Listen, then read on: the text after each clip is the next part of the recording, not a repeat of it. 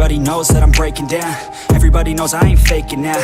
Everybody knows my heart's vacant now. Yeah, she hates me now, I made mistakes, but now I don't ever wanna be alone. I don't really ever feel at home. On my own, in the zone, that's the only way I know. Feeling low, about to blow back up. Here I won't ever let the doubt creep in. Gotta pop a couple more aspirin. I don't think I'll ever let you in. Easier to break it off as friends. I don't really understand myself. I don't really understand, need help. I don't wanna be left on the shelf. Couldn't even hear me if I yelled. It's so cold outside, I'm alone, I'm alright. It's so cold outside, I'm alone, I'm alright. It's so cold.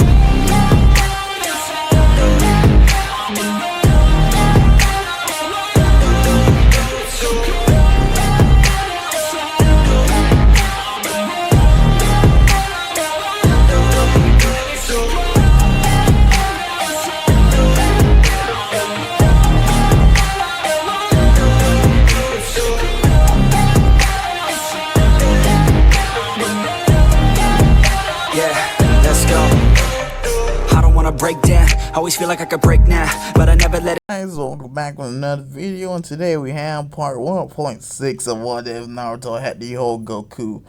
Anyways, of course, before we start, don't forget to like, comment, and subscribe, and most importantly, enjoy. Now, shall we get started?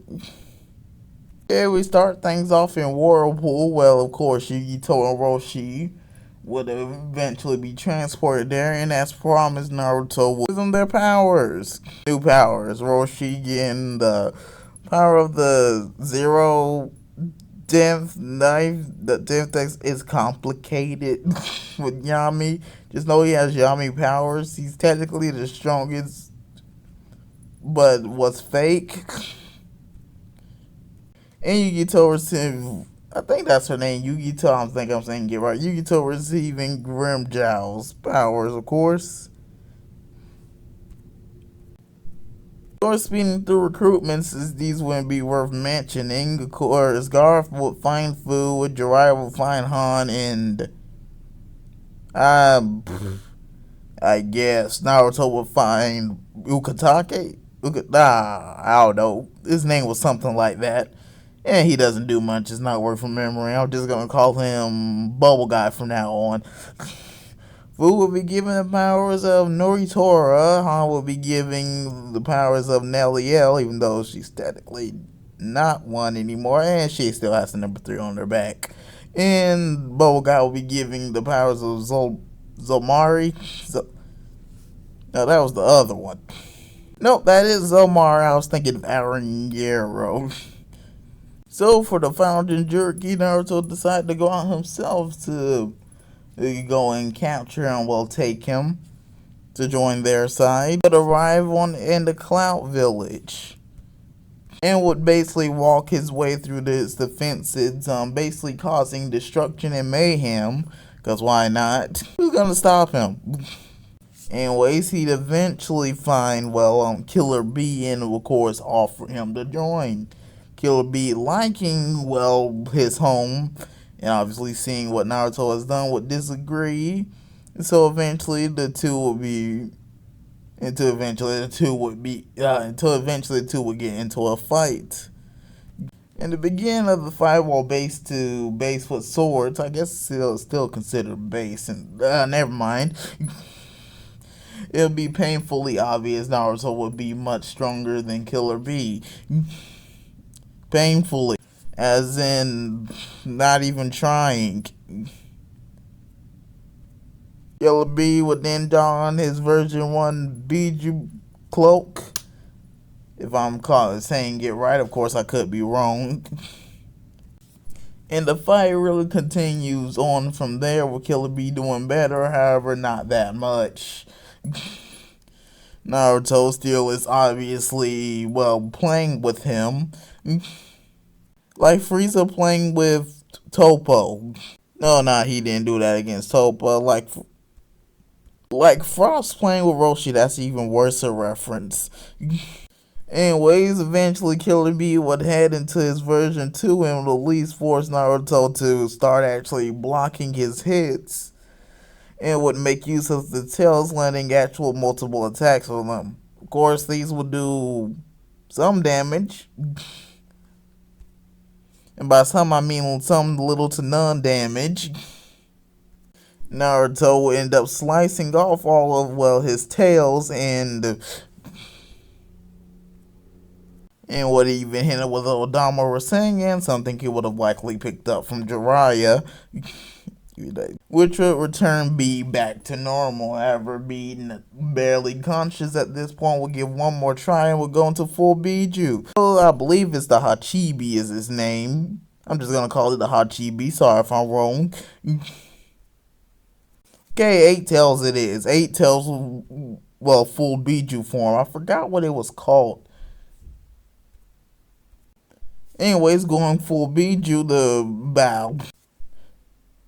the bow would go more in his favor. Well, not that much more, but more, that bit more. And eventually, he would try launching a Biju bomb straight towards Naruto. Naruto then pulls out, well, what is essentially Aizen's, well, my favorite moves of Aizen's, Hado number 90. I forgot its actual, well, I didn't forget, I just don't want to mispronounce it. Basically trapping him in darkness before it is, before the chibi is then slashed about a good 1,000 times and the giant explosion happens. Basically fully knocking out Killer B, leaving him near death yet alive enough until he can extract the Biju or have Orochimaru do it, which I think he can do. Eventually, the Raikage would arrive to try and fight Naruto. Well, would first see the scene and then would try and fight him.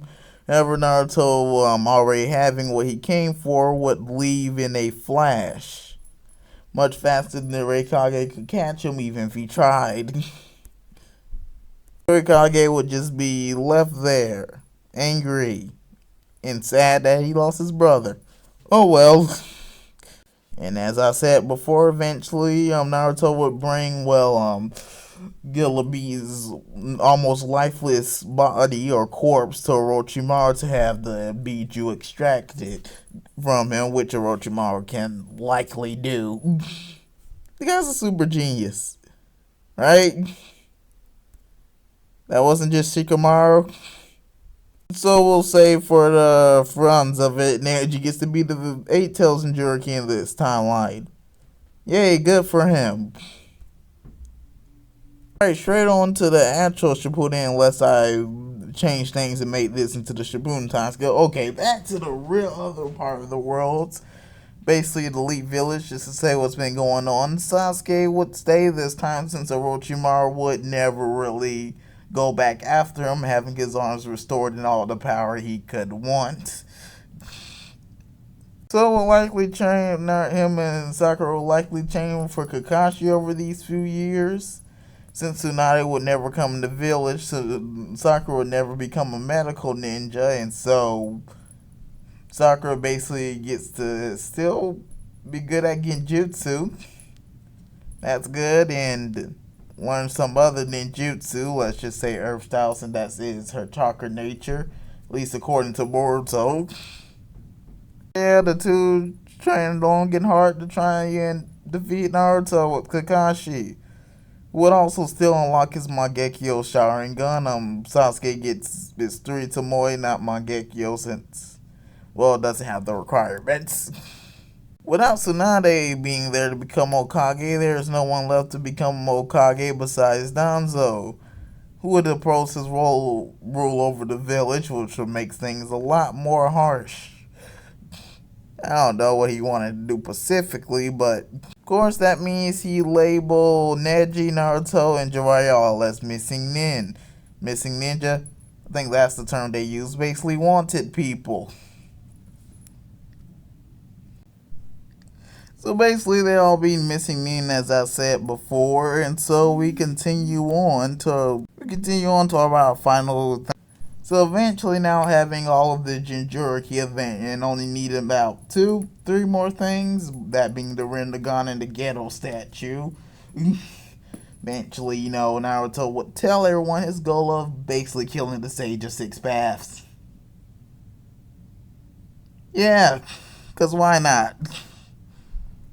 Anyways, that would be the end of this part. Hopefully you guys enjoyed. And don't forget to, of course, like, comment, subscribe, and see you next. Okay, I probably should elaborate on that better than leaving it as a... Okay, not leaving it as a joke this time. Basically, would tell everyone how he's gonna do that by using the course Orochimaru will just say has the information on the Akatsuki, knowing of course, Pain's Rinnegan, not knowing of Nagato, though, so that'll be a bit they're missing.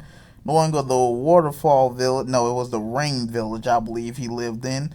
So they would likely go there in the next part, and